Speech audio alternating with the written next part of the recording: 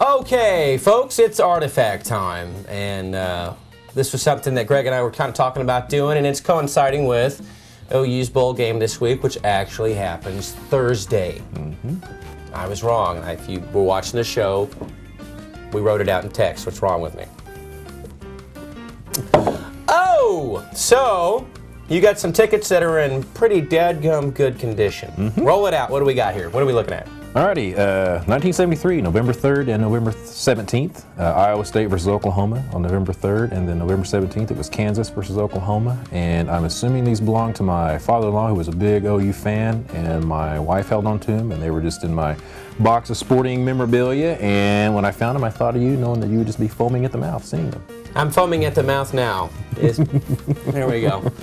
These are great, folks. Not only are they in good condition, but if you take a look here at the conference that OU is in. Now this is not news to me, and probably not news to some of you, but for you younger kids out there that don't know, OU hasn't always been in the Big 12. Big 12 got started in 1996, and OU, of course, is in the Big 12 South Division. So there's 12 teams, and there's a championship game, all right? Well, that conference wasn't always there. It was, before that, it was the Big 8. And Texas was not a part of the Big 8, but Nebraska was.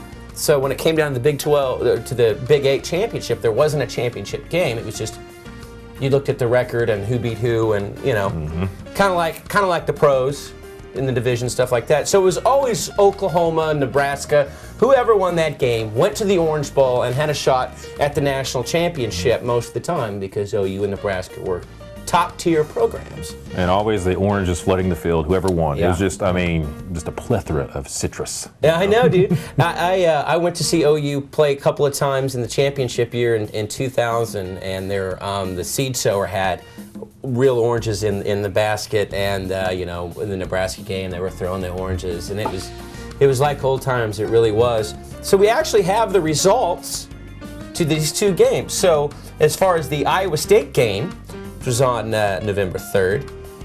Guess who won? OU. How close was it? I don't know, 34-17. Probably those last couple of scores that Iowa State got were probably late in the game when we had our scrubs in. And the Kansas game hit them pretty hard, 48-20. Wow. And both of these games were in Norman. And also on these tickets, if you look, it says 1972 Sugar Bowl champions, touting that, which probably meant that we won the Big 12 the Big 8, or maybe finished second in the Big 8 the previous year. And you said you went to a game in 2000? I went to two games. I went to the Texas Tech game, and I sat by where the Jumbotron is now, and the first game was the Rice game, and the girl that I was dating at the time's dad was the city manager for Norman. So we got to sit in the press box. And the press box below us was Barry Switzer and Brian Bosworth. Oh, wow. Because they honored the 1985 championship team that year. I saw them down there all hugging and gripping and grinning and reminiscing about all the stuff they probably got away with. You know what I mean? You know what I mean? So I bet you didn't pay $7.25 for your ticket. Yeah, look at those prices. Well, the press pass stuff was free. I think I paid $35 for the Texas Tech game, and that's before all the renovations on the OU stadium, and all that stuff has to get paid for somehow or another, So, and it's a nicer facility than it was a few years ago. Actually, this decade was pretty good for the Sooners. I know we haven't had a very good year this year, but if you think about it, let's look at this decade in review. All right, we have a national championship, we have 6 Big 12 championships, 2 Heisman Trophy winners, 8 wins over OSU, and 6 over Texas. Now that's pretty damn good, for the most part.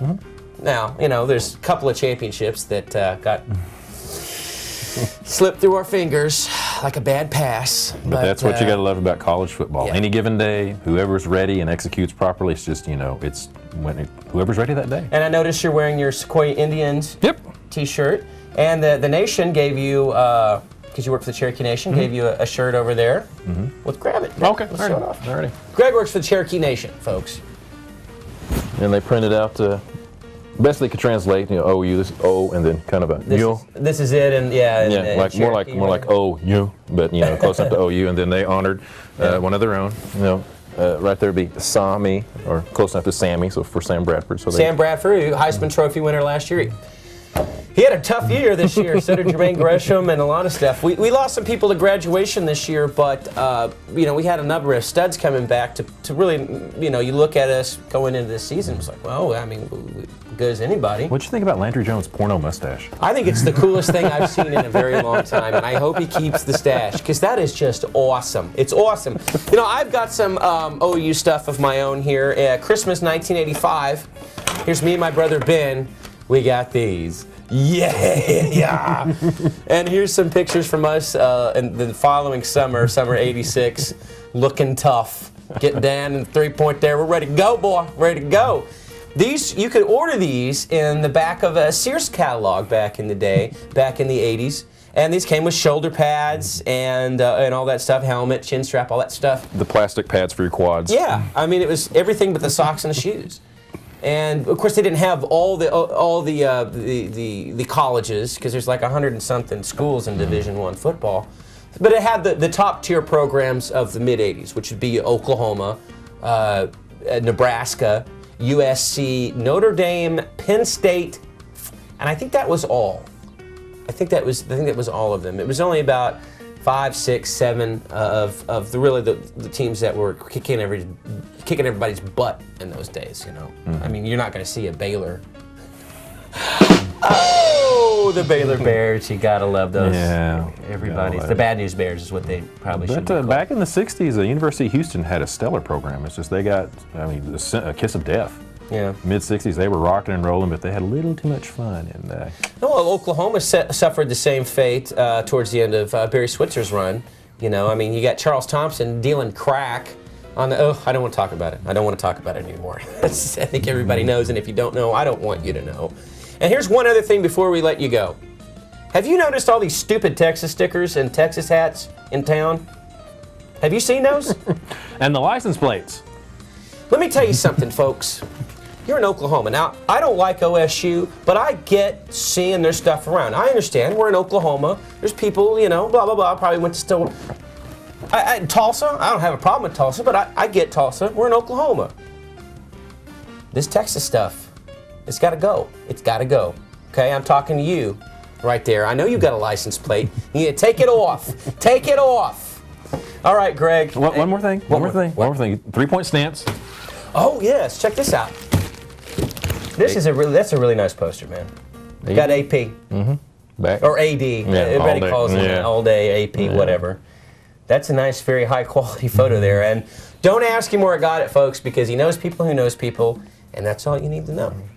They call me the Godfather at work for a reason. Yes, correct. Hey, man, I'm calling you Godfather right now. This is awesome. Thanks, man. Thanks for showing up. Folks, we'll see you next week at 11:30 a.m. With a new or different episode, because this might be a rerun. We'll catch you later, folks. Yo!